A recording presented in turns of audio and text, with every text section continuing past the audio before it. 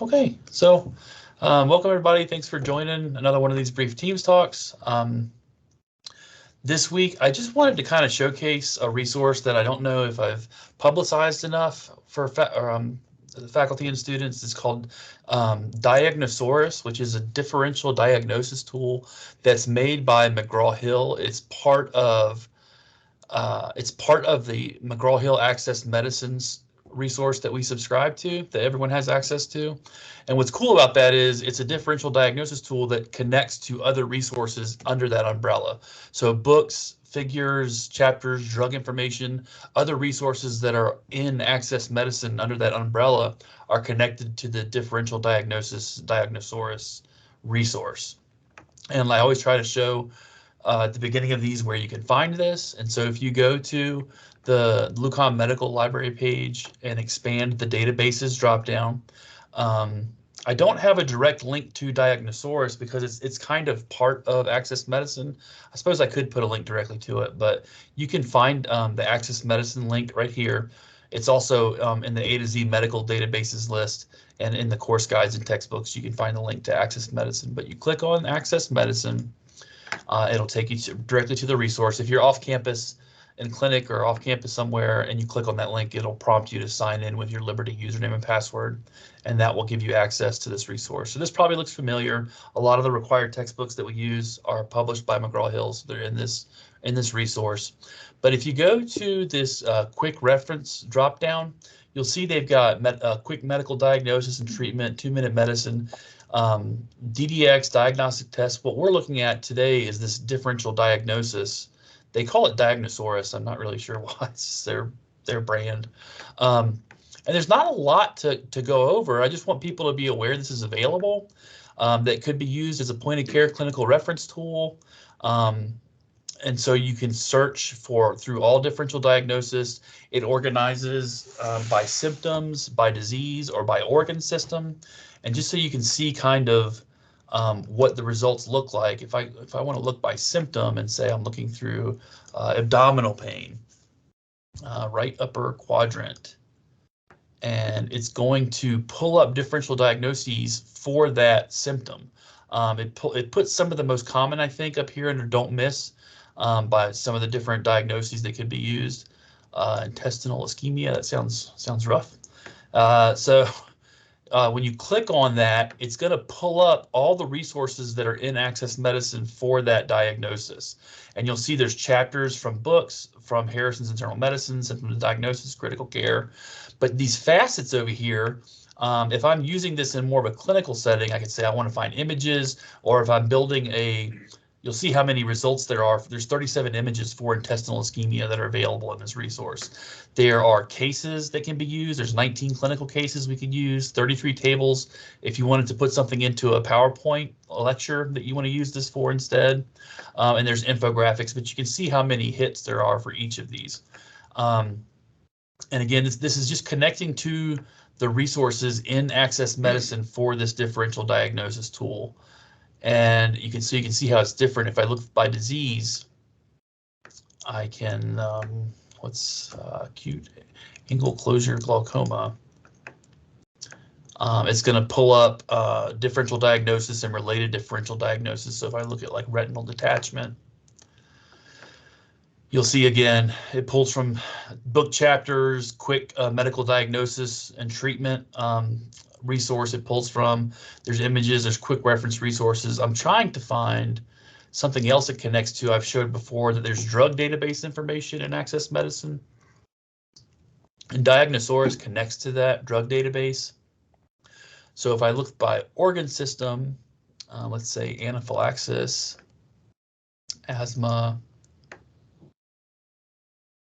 Here we go. So again, this is pulling chapters from Harrison's, from Quick Medical Diagnosis and Treatment, from a Lang publication, Current Medical Diagnosis and Treatment.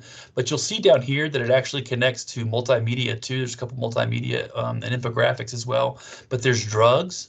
So if I use this facet for drugs, I can look up ephedrine and guaifenesin for the use of this diagnosis, and it kind of jumps to another silo in Access Medicine, which is the drug monographs, which you can access up here too.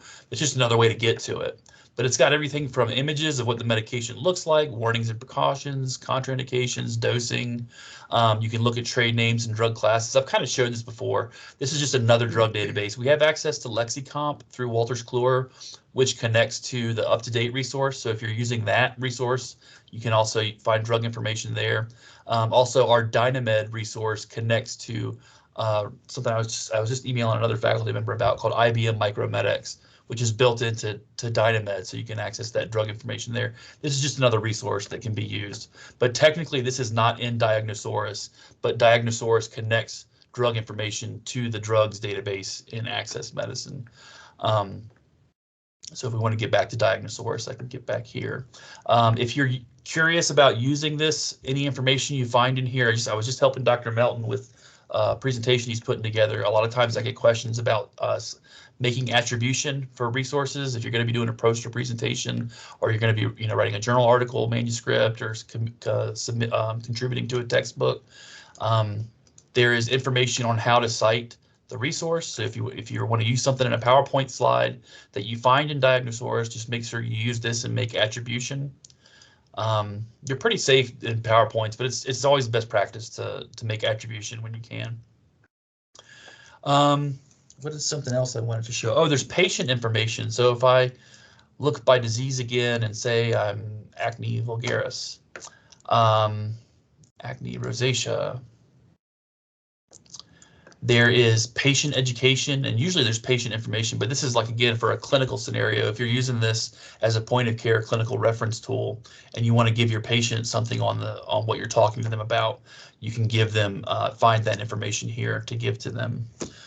So again, this is just another kind of tool in the toolbox for a point of care clinical reference tool. You could also be used for help building lectures. I wanted to mention before we end, there is a mobile app for this that's available. Unfortunately, I don't know a lot about it. I have it on my phone. I don't think we actually purchase access to it. So if you were to purchase that, it would be an individual subscription. So what we pay for is access to Diagnosaurus through the web, through the Access Medicine website. But if you go back to the LUCOM Medical Library page and expand databases, and you go down to the course guides and textbooks link, you'll see a tab up here that says mobile medical apps. And so if you click on that, you'll see these are some resources. I put links to the app stores for Apple and Android, but you'll see there's one for Diagnosaurus DDx, but it's for purchase. Just full disclosure, I've read some negative critical reviews of the app. It is available, but it's a way to use the resource if you wanted to purchase. I don't think it's very expensive. I couldn't find the exact price for it. I might have even bought it at one time. I can't remember, but it's available for purchase on the App Store, both in Apple and Google Play if you use an Android device. So I'm not sure. I can't see the price anywhere, but I have seen some critical reviews of it that maybe the app wasn't as friendly as the access on the web through your browser on your computer. So that's basically all I wanted to show today. This is just another resource. I don't know if I've showcased it enough to make faculty and students know it's available, but I can see how this could be used primarily as a point of care clinical reference tool, but also for help in building lectures and PowerPoints. So, Bob, thank you very much for that. And now, question for this app, this website. You can put in a key phrase and it pulls up patient education. If you want patient education, it won't pull up like if you're a doc and you have this symptom, it will give you a differential. Well, that's what I think when you search by disease. So okay. if we go back and say you can search by symptom. That by would be another symptom. one. Okay. Yeah. Good. So abdominal pain, weight loss, and it'll pull up the differential for those. Good. Very good. Yeah. That I like. So Rob, what is on that informatics section? Because one of the things that would be helpful is when I'm in a system, I'm trying to find good epidemiology data or just accurate stats. And, I have to check all these, the CDC, all these different websites. Does that have any of that kind of information on it? I don't know if that's included in the Diagnosaurus. I do have some resources back on the research guide or LibGuide on National Health Statistics and Data. Oh, you do? And so if you're Okay. looking for some of that data, there's some CDC. I like CDC Wonder. I've looked at that quite a bit. Okay. There's AHRQ information in here, all kinds of vital statistics, vital and health statistics. And These how are do you all, get to, how do you get to this? What is this? if you go to the medical library, Lucan Okay. library page, expand databases and click on course guides and textbooks. Oh, This is still, we used to call this research guides. Diane and I go back and forth like what we should call this so students will know what it is. It's called LibGuides in the library world, but we're just trying to make it something that people recognize. But when you go here, this is where those course guides are that I've built for the classes. yeah. There's a tab here for national health statistics and data. I actually got this idea from a LibGuide from Duke. So, but these are all openly. There's also, I put a link here for Google dataset search. If you're looking for that kind of data, you can actually search for it in Google and something they've built. Okay. Well, That's thank great. you. Yeah, Yeah. I like the course guide things because I get confused on what's being taught, not being taught, what I should teach, what I shouldn't teach. Yeah, no, that's Very helpful. good. Thank you. Absolutely. I hope you guys have a great rest of your day. Yeah, thanks for, I Thanks. didn't even know about this. So No, thank me you neither. for bringing this to our attention because it looks like a great resource. Right. Absolutely. I had no idea this existed. Thank you. Yeah. Absolutely. Okay, bye, Rob. Bye, Thank guys. you. Bye, Linda. And everyone else. Bye. Thanks, Rob. Thank you. Take care.